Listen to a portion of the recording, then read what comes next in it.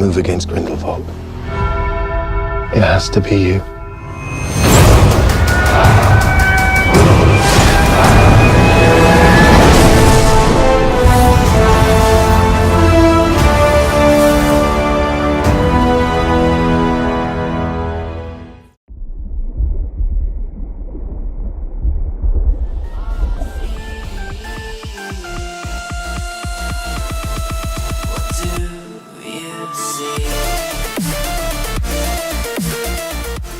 Hey everybody, welcome to Cinema Heads. I'm JP, and today I'm going to be reviewing Fantastic Beasts: The Crimes of Grindewald.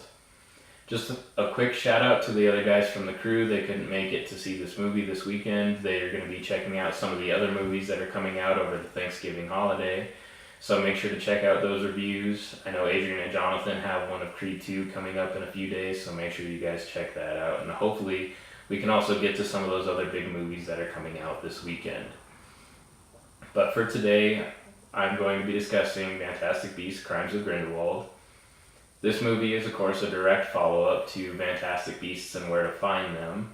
And the Fantastic Beasts series is, of course, a prequel series to the Harry Potter series. So if you guys aren't familiar with it, make sure you check out those Harry Potter movies. And you also check out the first Fantastic Beasts movie, which is a great film. This movie stars Eddie Redmayne, who plays Newt Scamander, Johnny Depp, who plays Grindewald, Zoe Kravitz, who plays Lita Lestrange, Ezra Miller, who plays Creedence Barebone, and Jude Law, who plays Albus Dumbledore. These movies, of course, were written by J.K. Rowling, who also wrote the Harry Potter books and the Harry Potter movies, and created the whole wizarding universe. So let's get into the movie. I don't want to go too far into the storyline. I will warn you guys now, I'm not going to talk about a lot of the major key points in this movie, and the reason why is because there's a huge storyline spoiler in this film that I don't want to give away. So I'm not going to get too in-depth into the story. I'm just going to kind of talk lightly about what it's about and what its focus is, and then we'll go on from there. The main character, of course, is Newt Scamander, but the main focus of this particular film, the character that is very important and probably the most key person moving forward, is Creedence Barebone.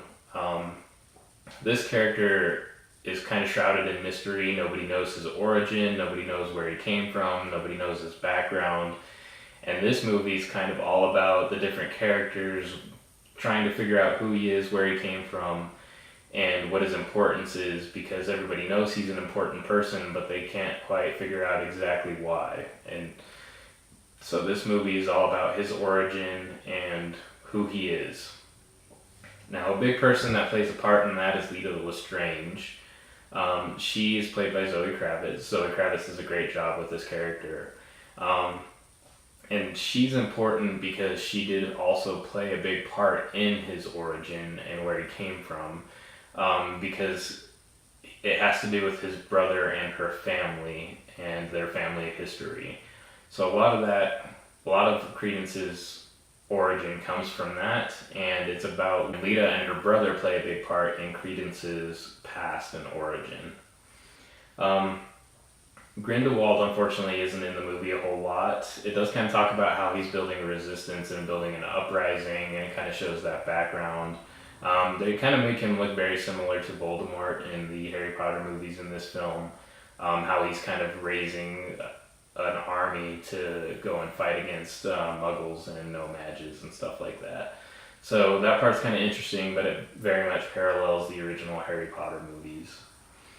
Another person that's also in this film that I know a lot of people are probably interested in is Albus Dumbledore. He doesn't play a huge part in this film, but I do have to say Jude Law does a great job playing a younger version of Albus Dumbledore than I expected him to, and I thought he did a great job in this film as Dumbledore.